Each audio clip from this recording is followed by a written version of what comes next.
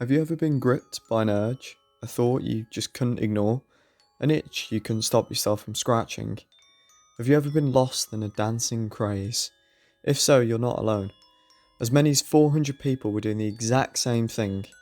No, not in a dancing hall or a nightclub, but on the streets of Strasbourg in modern day France over 500 years ago.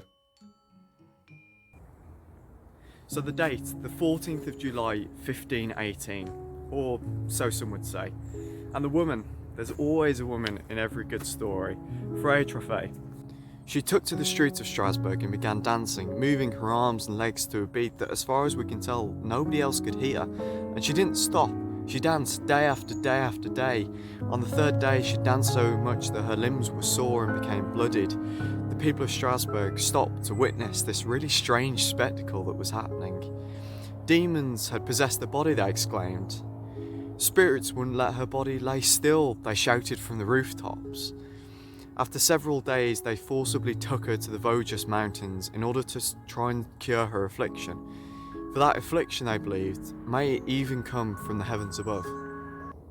But Freya Troffea was not alone. The onlookers were just too late. The dancing craze had begun. All of them followed in her footsteps, dancing continuously for days, weeks, only temporarily stopping in between.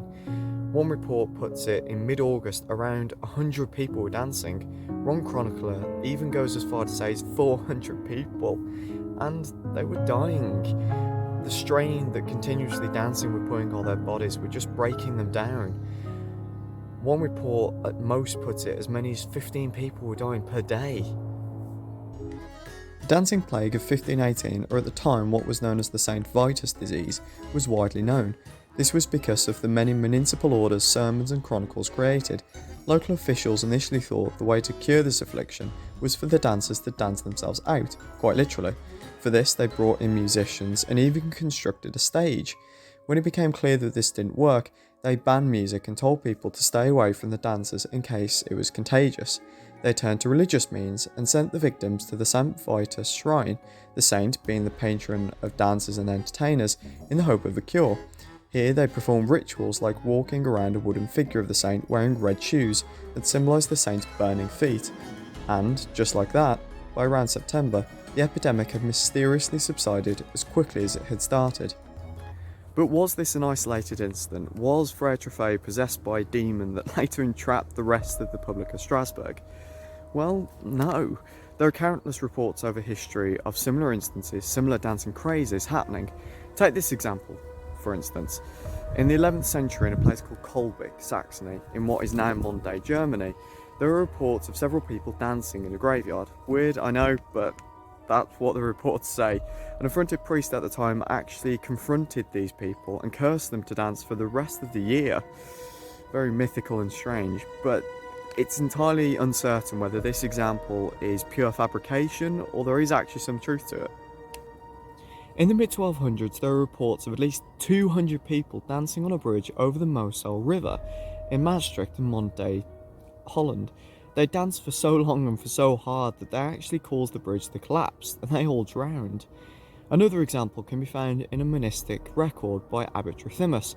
He notes how that there are small dancing bands that roamed throughout all of what is now modern-day Europe, spreading a dancing contagion. They cried out the name of the devil called Frisks, leading many to believe that they're actually possessed by devils. Now, in Europe at least, or what is now modern-day Europe, there are very few, if any, records of dancing crazes after the mid-1600s. Theophrastus von Hohenheim, better known as Paracelsus, was a physician around the time of the dancing plague and is the most well-known chronicler of it. His treatise of 1532, titled Diseases that Rob Men of Their Reason, called the disease the chorea lasciva and its victims as the chorea manicas. He saw that the cause of the plague, specifically for Freya Troffea, as being her sin. However, unlike previous outbreaks of the condition when it was seen as demonic possession or divine judgment, people like Paracelsus started to view it differently. This was as a condition that could be addressed through the philosophical thought process of medical treatment, rather than purely religious. Various explanations of the dancing craze have been put forward over the centuries throughout history. It's continued to confound medical professionals, clerics, and ordinary people alike. Ever since the 1800s, more explanations were looked at, more so from a biological and chemical solution, as opposed to the normal religious ones that had been done traditionally in the centuries before.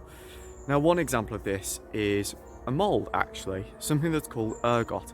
Ergot is a type of mould that tends to grow on damp rye, and among other things, some of the symptoms that it actually has are delusions and also violent twitches. But it's key to actually look at the details here. As John Walker points out, a well-known historian on the topic, the chroniclers didn't suggest twitching, they genuinely did say dancing, and that's something very different. So while ergot as a solution has been talked about quite a bit, it might not be the solution that we're looking for. With the development of psychology as a discipline, this became a new possible explanation. Researchers started to consider that the plague was some form of psychological expression, given the intense series of events that had happened around 1518. Successive bad harvests, the advent of syphilis, and even the largest peasant revolts in memory from 1500 to 1503 caused extreme levels of psychological stress. Now, this may go some way in explaining the seemingly altered state of consciousness people had. They didn't feel pain, or at least as much as they should. But historian Waller questions if this was really the case. Why did they dance? Why didn't they weep or pray? He believes that a pious fear was also key to the specific actions that they all performed. Religion was a really key and core element in everyday lives, with even the daily life set to the religious calendar. Religious rituals were being performed throughout the week by almost everyone around 1518. So, it's really clear that the context and culture of the time plays a really key role in how the dancing craze phenomena actually shows itself. And the relevant people at the time, of course, obviously. Now, in today's age, the dancing craze would be termed as a mass psychogenic illness.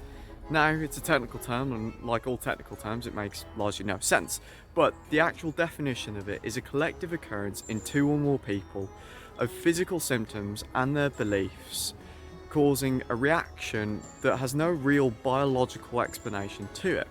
In other words, in simple layman's terms, it's where a group of healthy people act in a way that they ordinarily wouldn't do under normal circumstances. The dancing plague was no historical oddity, and examples can be found in more modern times throughout the world.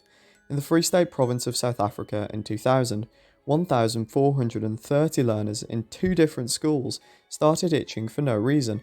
This was later diagnosed as anxiety mass hysteria.